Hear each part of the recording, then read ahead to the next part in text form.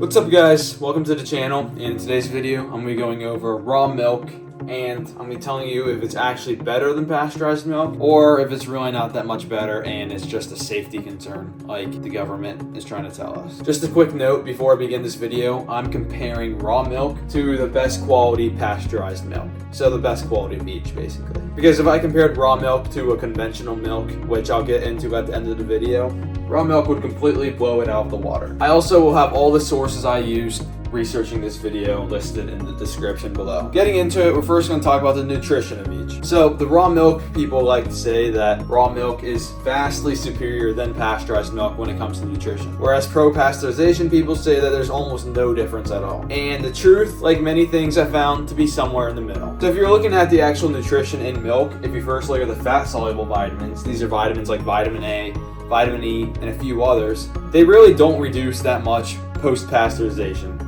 So things like vitamin E and vitamin A, they reduce around 5 to 10%, which really isn't that big of a deal. However, the thing is with fat-soluble vitamins is that milk isn't a great source of them, raw or pasteurized. So if you look at vitamin E and vitamin A, you're not going to be getting a substantial amount of them from milk in the first place. Therefore, it doesn't really matter if they decrease. Now, if you look at water-soluble vitamins, these vitamins decrease quite a bit when they're pasteurized. So vitamin B2 decreases around 15 to 30%, B12 reduces around 10 to 15%. That's quite a substantial hit. And these vitamins are very, very prominent in milk. This is where most of the nutrition of milk is. Now, if you look at some other nutrients like calcium or omega-3s, they don't technically decrease when they're pasteurized, which is what you'll hear a lot. And the thing is with that, yes, if you look at the amount of calcium in pasteurized milk versus raw milk, it's going to be the same amount. However, the way our body can utilize these nutrients is very different if it's heated up. So when calcium is heated up or omega-3s are heated up, the bioavailability of them goes down a lot. So nutrition-wise overall, while it's not like you're cutting all the nutrition in half by pasteurizing the milk, you're still losing quite a bit of nutrition. Now if you look at the enzymes, things like lactase, lipase, and proteases, lactase breaks down the lactose, lipases break down the fat, and proteases break down the protein in milk. It is true that these enzymes are present in raw milk and are not present in pasteurized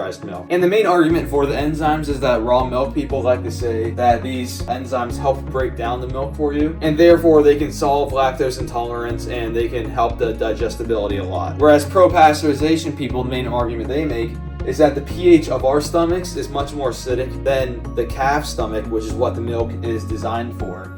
And therefore the enzymes get destroyed immediately once they enter your stomach, so they don't even matter in the first place. And I couldn't really find any research on the enzymes and whether they actually help digestibility at all. It's actually kind of interesting how little research there is of raw milk versus pasteurized milk. Maybe they're trying to hide something, I don't know. But the only study I could find was a study of 12 participants who were lactose intolerant, and they give the participants in the study, the 12 participants, some raw milk and some pasteurized milk, and the lactose intolerant people didn't really tolerate the raw milk any better. So you can do with that what you will, but it's only 12 people, which really isn't much of a study at all. If you look at the probiotics, this is pretty simple. Raw milk has some probiotics. It's not a great source of it, but it does have some.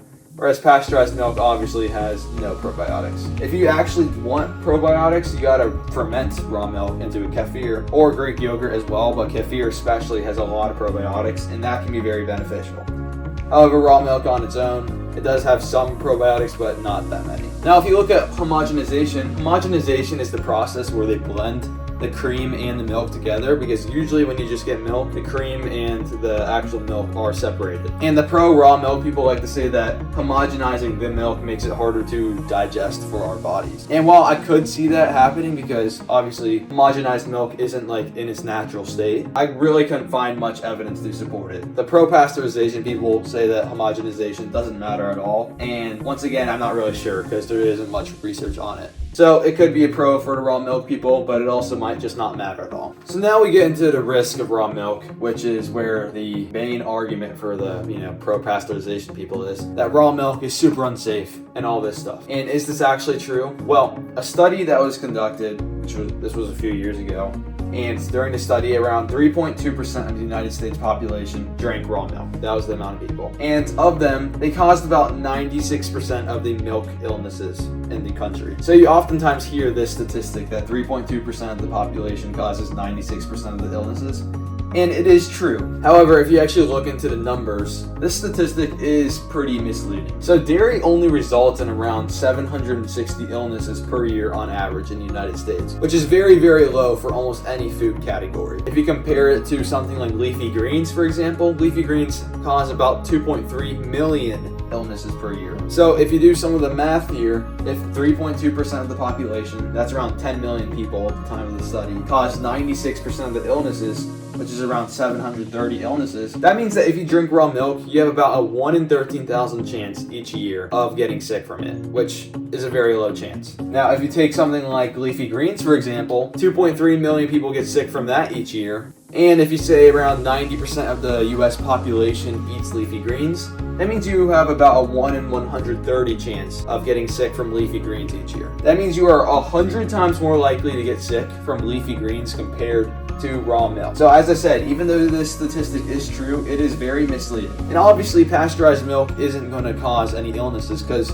you're killing all the bacteria that could possibly be in it. However, the question is the risk of getting possibly sick from raw milk worth it when it comes to all the possible benefits of raw milk? And that is where I believe that raw milk is worth it. Because even though you do have a lot higher chance of getting sick from raw milk compared to pasteurized milk, it's still a very low chance that you'll get sick from it. And on top of that, it has quite a bit of benefits. Now, the benefits are a bit overstated by the pro raw milk people, but there still are definitely some big benefits to raw milk. So overall, for all these reasons, I believe that raw milk is the superior milk compared to pasteurized milk. But if for some reason you don't have access to raw milk because of all the dumb laws that are banning it, there is still good pasteurized milks and bad pasteurized milk. So what is a good pasteurized milk? You want the milk to be 100% grass-fed, you want it to be A2 preferably, and you also want it to be organic. The milk that comes from those cows is still very nutritious, and I believe it'd still be a great part of your diet if you can't get your hands on raw milk. However, what you don't ever want to consume is conventional milk. This is the milk that you buy for like $2 a gallon at the store. And there's a reason why it's so cheap. Number one, the cows are inside all day, meaning they get no sunlight, meaning their milk has no vitamin D in it. Number two, the omega-6 ratio to omega-3 ratio in the milk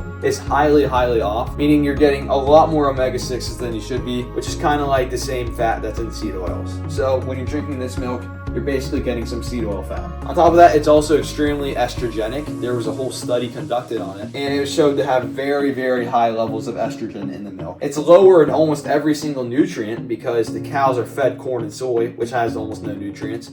So there's going to be no nutrients that they can even absorb. And on top of that, which I didn't even list here, the cows also get injected with a ton of antibiotics. Those antibiotics make their way into the milk, which you then consume. And when you drink antibiotics, you're going to wreck your gut. So for all these reasons, it's pretty clear that conventional milk is absolutely terrible for you, and you really shouldn't be consuming it. So I would first try to get raw milk if you can. If you can't get raw milk, get a good pasteurized milk. And if you can't get a good pasteurized milk because it's too expensive or for whatever reason, don't even bother with this milk because it's just going to do way more harm than it could ever do good. Anyways, guys, that's it for the video. If you learned something new, make sure to subscribe. And thank you all for watching. I hope to see you guys in the next one.